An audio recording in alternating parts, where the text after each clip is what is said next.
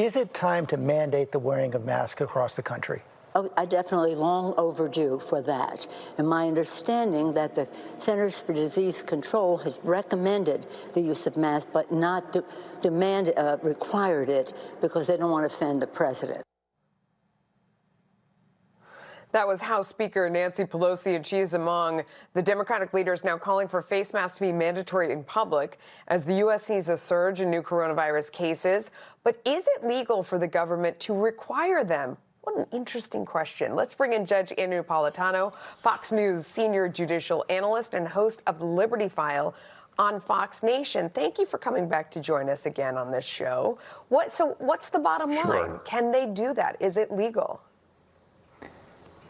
Well, the federal government certainly can't do it because the federal government is not charged with public health or public safety. That's an area, Melissa, that is reserved by the 10th Amendment to the Constitution for the states. So part of what Mrs. Pelosi said is true. The federal government can recommend it. Its scientific arm, the CDC, can recommend it, but it can't be compelled. The federal government does control the power of the purse. So they could offer money to the states with strings attached that the states would require people to wear masks in public. Then that brings us to whether the states have the authority to do that.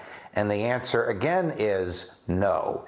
If a person is known to be contagious, the state could require that person to be quarantined or wear a mask. But anything short of that, the state cannot interfere with that person's freedom of movement or freedom to wear or not to wear a mask. So the government's authority is really rather limited here, no matter how aggressive the pandemic may become.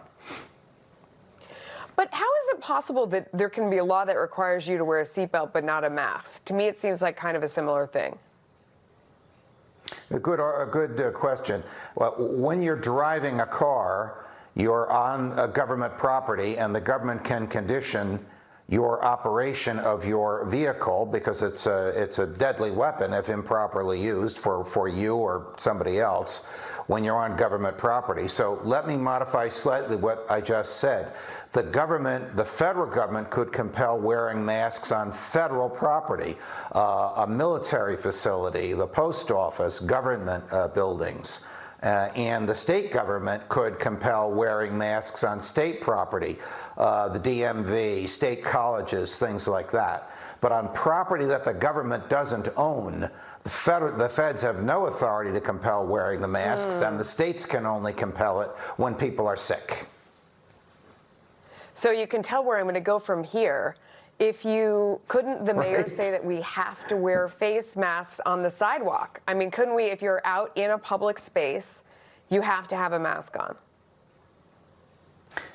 Well, they do not have the authority to order that. Now, public pressure, peer pressure, people pointing at you, yelling at you, telling you to go take a hike or put your mask on, the force of public opinion may do what the law cannot do. And since masks have been shown to prevent the spread of this disease, then the force of public opinion is a good thing. But in terms of police stopping you on the street or giving you a summons or a court imposing a fine, absolutely not. First of all, these mayors and gubernatorial edicts are just suggestions. They're not the law. They have not been enacted by, in the case of New York City, the city council, or in the case of New York State, the state legislature.